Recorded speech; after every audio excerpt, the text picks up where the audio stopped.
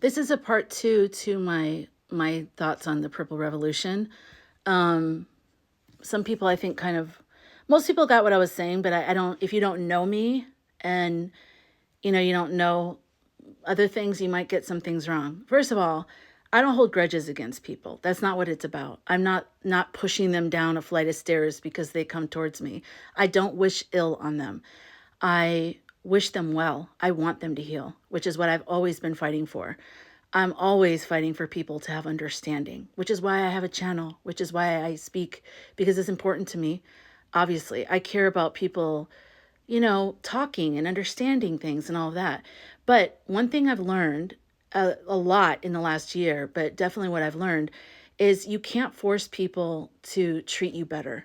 You know, all you can do is take care of yourself. And then by taking care of yourself, it's like you show them by example. And I just don't, people are acting like we just need to be open to them. We are open to them. That's our nature. We're very open to them. They're using anything that they can get to speak against us right now. Even that, the whole Purple Revolution, in my opinion, seems like something meant to trick us and make us feel bad, and another reason for them to punish us and yell at us and blame things on us and all that other stuff. Now, that's one whole part of it, and I'll come back to that. I like to separate things, if you notice that, but that's one whole part of it over here. The other thing is, if you, and I said this in my first video, if you feel called to reach out an olive branch or to listen or to talk to them or whatever, do that. That's your calling. That's what you need to do. And I'm glad you're doing it. I'm glad there's people, just like I'm glad there's emergency room nurses and doctors, because I know for a fact I would never be able to do that. Like if someone came in with their arm in a bag, I would pass out probably. That's why it's good there's so many different people on the planet, because we can all do different things. So 100%, if you feel called, I don't look down on that at all. Matter of fact, I think if you're called to do it, you should do it. And when I first started being on the internet, I felt called to be that voice as well. I used to try to talk to people that were like the haters or whatever. I used to try all the time. And I've just reached a point in my own personal journey where it's not healthy for me to do that. For me to survive and to grow and to feel like I'm evolving and healing, it's to keep my energy like where it's centered in myself, but then it radiates out. And they don't respond to that necessarily, because when you're unhealed, you're just sort of thrashing out and you're blaming people and you're doing all this other stuff. And it's like you're not really even seeing the love that's around you. So, it really is like a dysfunctional relationship, and they're really like the bullies or the narcissists or the addict or whatever. Like they're the ones that are like, pushing their will on everybody else, which is what all this is. They push their will on everyone else. Everyone else has to live this way because of them. What we wanted was inclusion. It doesn't hurt them. They think it does, but it doesn't hurt them to include people at the table and the respectful vibes and all that. And regardless of whether I hope this makes sense because I'm still recovering from my time out, but regardless of whether the red hats get it together and heal or not, there is a transformation coming. We are all evolving. All humans on Earth are going through an evolution, and it's coming. I mean, I call it. There's something coming called the Flash, and you can look at my playlists on YouTube or TikTok if you want to see more about that. But I believe that there's an event that the Hopi Indian had also prophesized. Many other cultures have prophesized, and many people are talking about it. You have the 3-1 Atlas, you have Swan, you have all these comets coming, and I'll get into that in another video. But the evolution is coming whether they get on board or not. And it doesn't mean they're going to be left behind. It means they'll be given the same opportunity from the universe, from God, from all knowing that we all have. It's themselves that will block it or will let it in. But everyone will get the same opportunity. I'm not of the school of like, you're going to be left behind. I don't believe in that, because some people really are stuck maybe in a neighborhood or a culture or a church or something, and they can't get out of it. They can't see how to get out of it. Everyone's going to be given the same opportunity when the flash happens. And looks like it's going to happen like the beginning to middle of next year, 2026. It did say for a while it was going to happen maybe the end of this year, but it's all based on circumstances, and we're not there yet. There's still more to be done, and that's okay, because it should be done. Like we should be focused on having everything, ducks in a row, in terms of that. But it's not up to us. It's coming. That's my point. So if it makes you feel like you're living your soul's purpose by reaching out to them and trying to understand them and trying to be a bridge, then please do that. Because everyone needs to follow their intuition. We all have different jobs.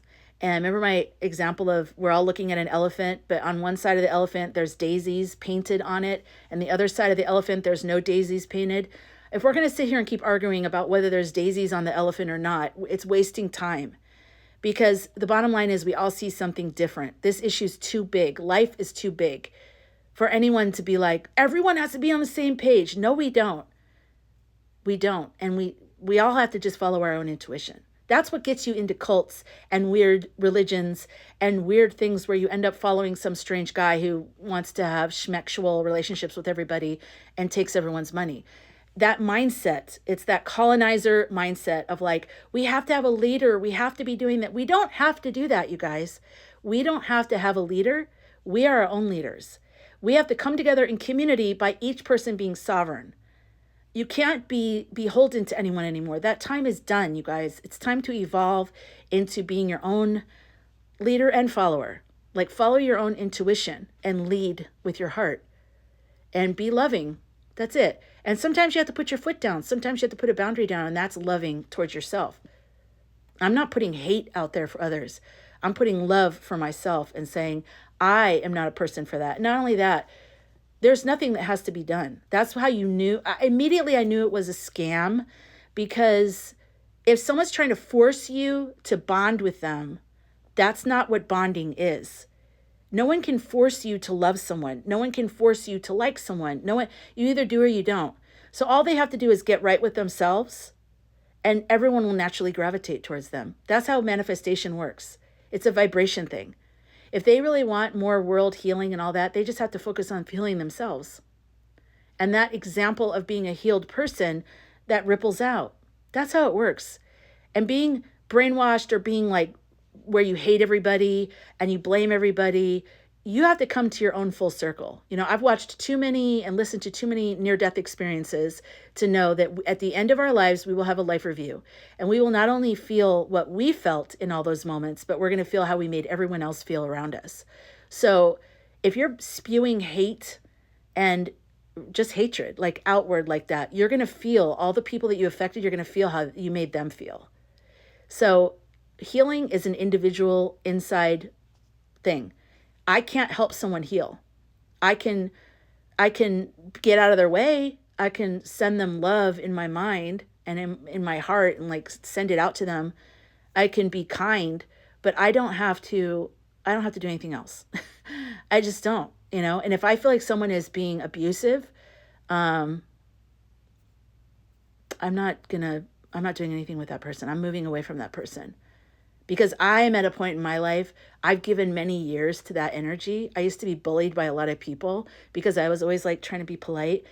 It doesn't work. You know, it doesn't work. It doesn't mean I have to fight the person. It just means I have to take care of myself. And I recommend you do that as well. And if you're really in agony over this, you know, God in the universe has that person in their hand just as much as they have us in their hand. You don't have to feel so, it's kind of like codependency. We're like a country of codependency. We do not have to be so codependent, like, I won't be happy until that person's happy. You can be happy. You can be at peace. And that person needs to work that out. And part of working that out is facing the consequences of their actions. So if you're always taking that away, like just like in the intervention on A&E, what do? They have to give them the consequences of their actions. And then they start to go, okay, I want therapy. They don't want therapy because everyone around them is putting pillows around them. They want therapy because people start to say, I'm going to cut you off.